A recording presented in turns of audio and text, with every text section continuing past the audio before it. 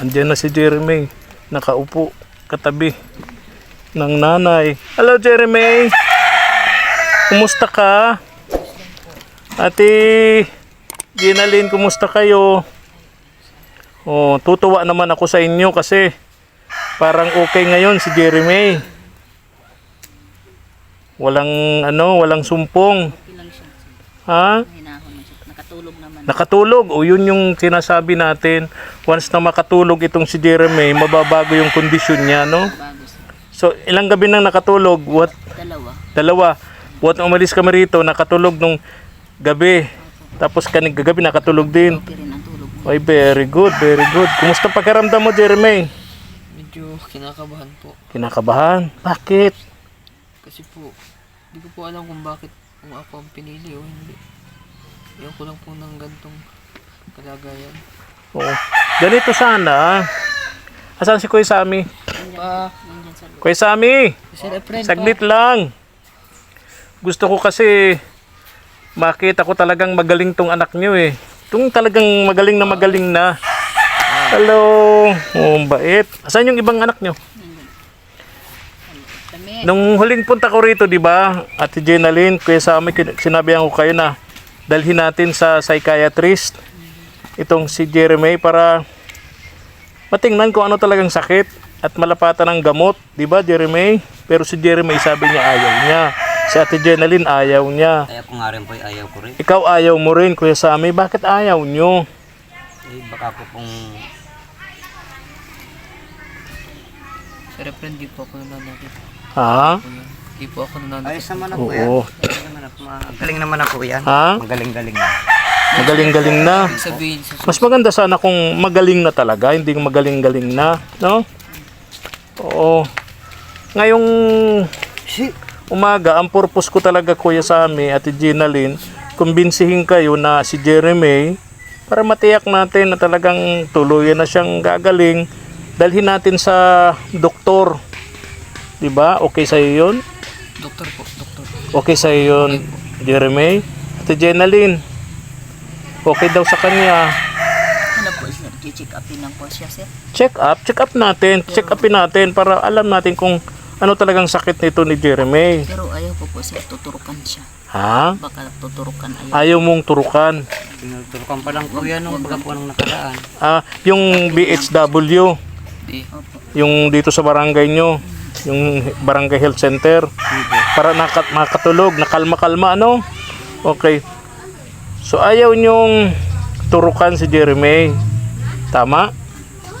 So ang gusto nyo, check upan lang, bigyan ng gamot, ganon, pampakalma, Pampakalma, pampatulog. pampatulog. Medyo nga po naggarganda nga po ang pag-iisip po niya nung makatulog na. Nakatulog siya. Tulog. O di ba yung sabi ko sa inyo, pagka nakatulog yan, gaganda-ganda ang pakaramdam niyan, magiging kalmado yan. O ngayon, di kalmado si Jeremy. Ano po? Anong oras nga po yan nagising? 8:30 ata yun. So yung tinurok sa kanyang pampatulog ng barangay, 2 gabi. Hindi po. Nung isang araw pa yun, 2 beses siya tinurukan. Pero hindi. 2 beses. At kanina po, tinurukan. Dito anak dito sa bahay. Okay. So anong sa pakiramdam mo, Jeremy? Dadalhin ka pa namin sa doktor o hindi na? Gusto ko po, dalhin niyo ako sa Gusto mo sa doktor? O Ate Ginalyn, gusto ni Jeremy sa para doktor. malaman po kung may sakit po. Ha? Para malaman po kung Oh, very good, very good. Tama doon si Jeremy. Para malaman natin, Kuya Sammy, kung ano talagang sakit nitong anak nyo. Kasi yung mga netizens talaga naawa dito kay Jeremy kasi napakabait na bata. Walang bisyo, walang barkada, makapamilya, no? At matalino, valedictorian. Oh, po. Salamat. kaya malaking kumbaga tulong to sa inyo, sa pamilya, kung si Jeremy magiging maayos ang kalagayan. 'Di ba? Kaya nga siya nagtrabaho, di na nagpatuloy ng pag-aaral para makatulong sa inyo, Kuya Sammy, para sa mga anak ninyo, ano? Kuya Sammy, sa mga kapatid ni Jeremy. So ganito. Itong gagawin na natin.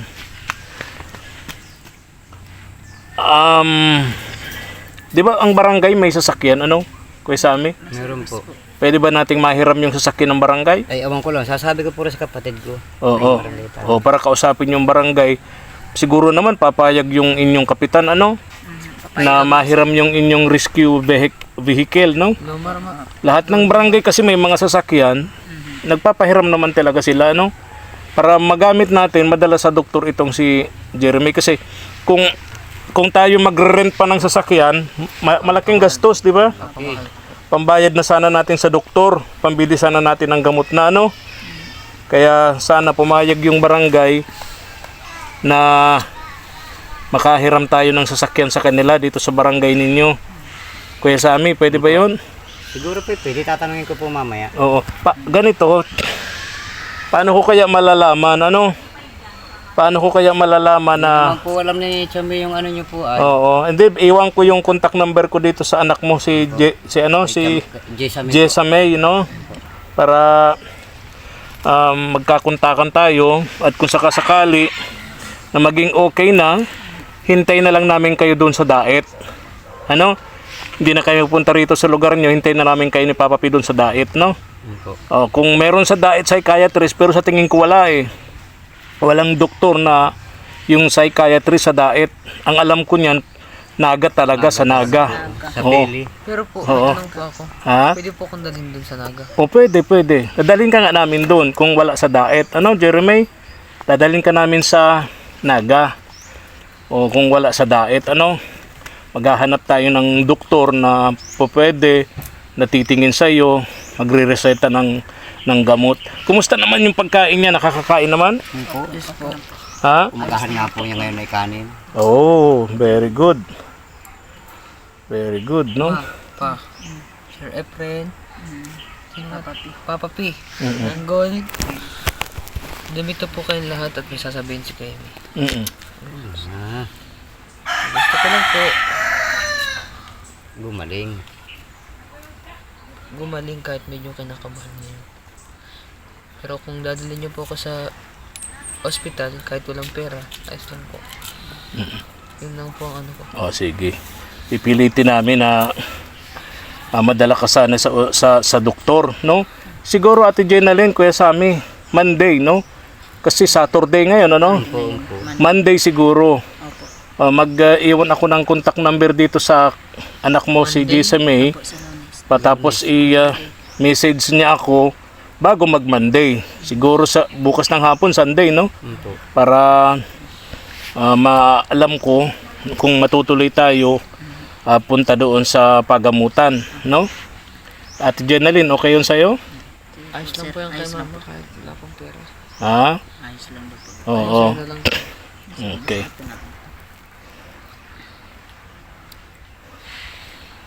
Mahal na mahal niya talaga kayo, Ate Jenalyn. Makiina pala ito si Jeremy, no? Kiina talaga.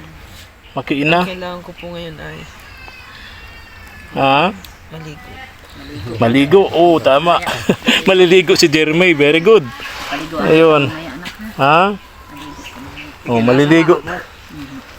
Dito may ilog dito sa baba, no? wala po sa lulo. Meron dito. Doon po ang masarap maligo sa lulong. Saan? Doon po. Meron ditong parang resort. Hindi po yung ano lang po yung bukal. Bukan. Bukal. Sa lulo lang po yung Okay. So ganun natin, Jenalyn, ang usapan natin, ha? Dadalhin natin sa doktor pero ayaw mo ng turok. Ayaw mo ng turukan. Yung ano lang po. Yung iniinom niyo sir, meron diyang ano. Check up, then inom ng gamot, ano? Makatulog lang siya. Okay. Bakit ay mga sugat-sugat ka, Jeremy? Yan ang mga Ano yan? Napabayaan ko na po yung sarili ko. Ha? Napabayaan na po. Napabayaan mo na. Ang trabaho mo sa bakery, maggawa ng tinapay? Panadero po. Panadero. Marunong pala itong maggawa ng tinapay. Kung tutusin Ate Jenalyn, pwede pala dito sa barangay ni si Jeremy magluto ng tinapay, no? pwede nga po sir. Wala po ditong bakery. Kunting negosyo, no? Wala ditong bakery, malayo ang mga bakery dito, no? Punta pa sa bayan. Oo, malapit sa Kaburan. 'Di ba? Layo. Yung customer mo lang yung Kaburan, di okay na sana, no? Oo. Bigyan mo sa mga bata. Wala yan. Binigyan ka ni kuya.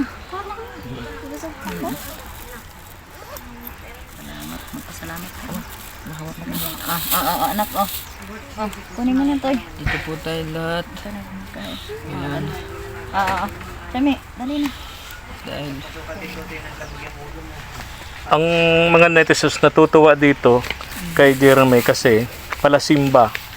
Bibihira sa mga binata ngayon, sa kabataan ngayon, sa ganyang edad, yun yung palasimba, no? Palasimba.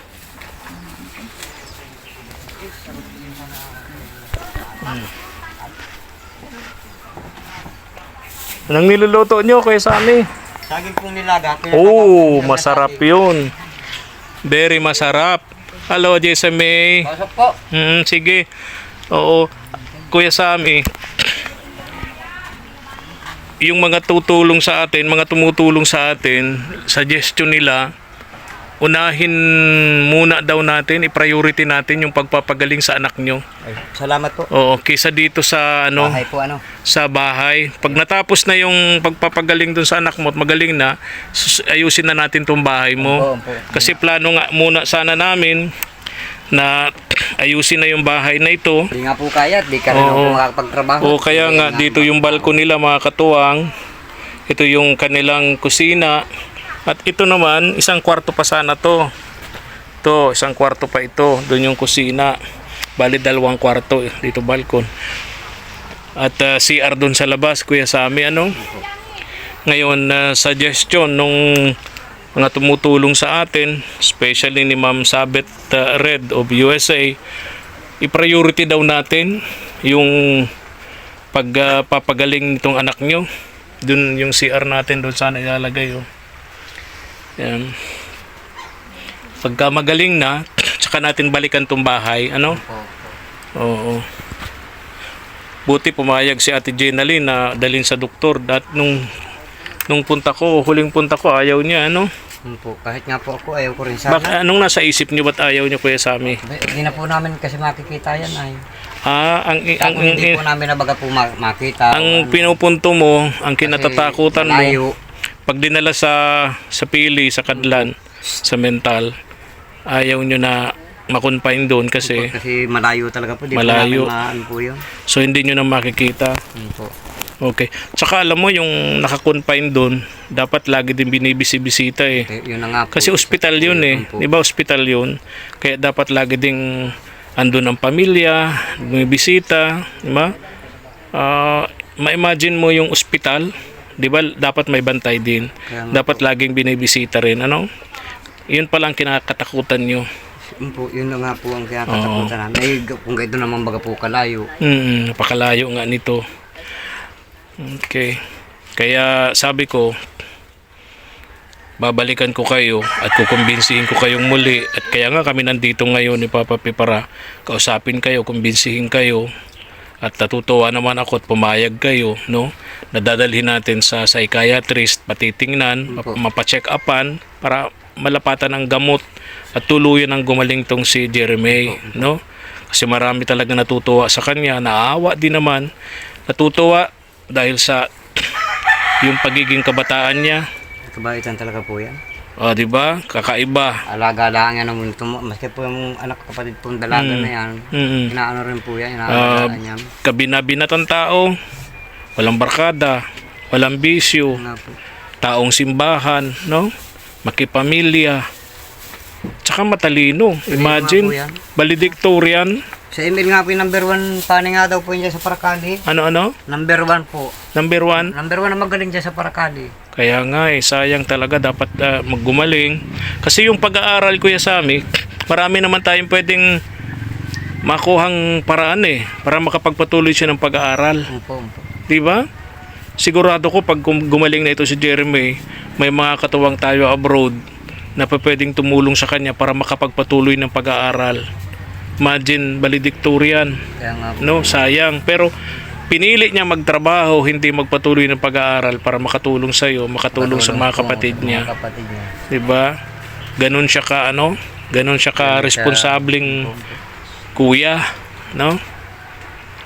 So Monday maghihintay kami, Sige po, anuhin ko po. So ganito na lang, Kuya Sammy. Unahin natin tong pagpapagaling sa anak niya si Jeremy. And then after, ito na yung bahay nyo, no? Ito naman bahay nyo, lalagyan lang natin to ng CR, kusina dito, saka isang kwarto pa, saka yung balcony nyo para maging okay na po, ano? Hindi, okay na, Ate Jenalyn, ha? Kasundo na tayo, usap na tayo, Jeremy, no? O Monday, maghihintay ako sa inyo sa Daet, no? I-message ako ni Jessa May kung matutuloy tayo by Monday. Kasi si Kuya Sammy ang gagawa ng paraan na makahiram ng sasakyan. Kasi kung dito sa barangay nyo, kasi kung magre-rent tayo, napakamahal nun, no? Babayad tayo ng driver, gasolina pa nun, bayad pa sa sasakyan. Yung sasakyan ko kasi hindi na pwede kasi nasira yung compressor ng aircon. So magtitiis kayo sa init. Pag maulan naman, magmo-moisture di tayo makakabante. Yung padjak naman ni Papa P, okay naman sana. Kaya lang, 100 kilometers, baka next year pa tayo makarating. Di ba? Willing naman sana si Papa P yung padjak niya gamitin. Kaya lang baka next year pa tayo makarating dun sa Naga. Di ba? Ay sige ha. Yan ang usapan natin. Bigay ko kay Jessa May yung kontak ko para malaman ko agad-agad kung matutuloy by Monday, mga katuwang. Nag-aral kayo ngayon? Ay, oo nga pala, Saturday. Oo nga. Oo. Kumusta naman? Nakakapasok kayo?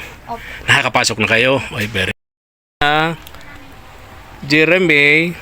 Gusto ko pong mag-aral. Ha? Pag dila po ko sa ospital. Gusto mo mag-aral? Opo, gusto ko pong mag-aral. Tapos, sabi mo marunong kang gumawa ng tinapay. Opo. Makakatulong yun sa'yo, ano? Makakatulong yun sa pag-aral mo, pati sa mga kapatid mo. O, di ba?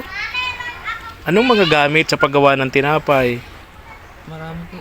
Ano yun? Ano yun? Kalimutan ko lang pero basta marami. Oven. Oven ko. Oo. Pero alam mo pa talaga yun. Nakalimutan ko na po. Kalimutan mo na. Pero hingi po ka ng pasensya sa inyo. Okay, intindihan ko naman. Kanina sinasabi niya sa amin yung mga kailangan, yung mga gamit. Tapos nang tinanong ko siya, nakalimutan niya. Ganun na pa rin siya. Wala yung naiisip niya. Ano sabi mo, Jeremy? Salamat po sa binigay ninyong tulong po para kay Papa, para sa amin. Ang gusto namin, gumaling ka, Jeremy, para matupad yung pangarap mo na makapagpatuloy ka ng pag-aaral, para makatulong ka sa pamilya mo, ano? Kung may chance po ako mag-aaral sa kolehiyo, mag-aaral po ako para kay Papa. Pero ito lang po ang gusto kong mensahe. Kaya po ko tumayo. Sige. Sis lang po.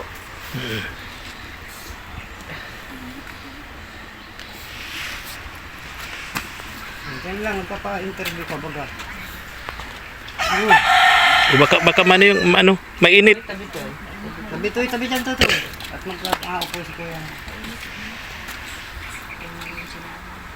Oo. Hindi po yan. Sabi ba, pa-interview ka? Dali, tatanungin ka. Saan mo yung mensahe? Mainit yan, mainit. Ahonin mo na. Mainit yan. Asan yung pansong pito? Kaya friend, pasensya na po. Okay lang. Mainit yan, mainit. Lagyan nyo ng pang pot holder. Tingnan siguro na kung luto Sige na. na. Luto na. Very good. Masarap yan. Nilagang saging na hinog.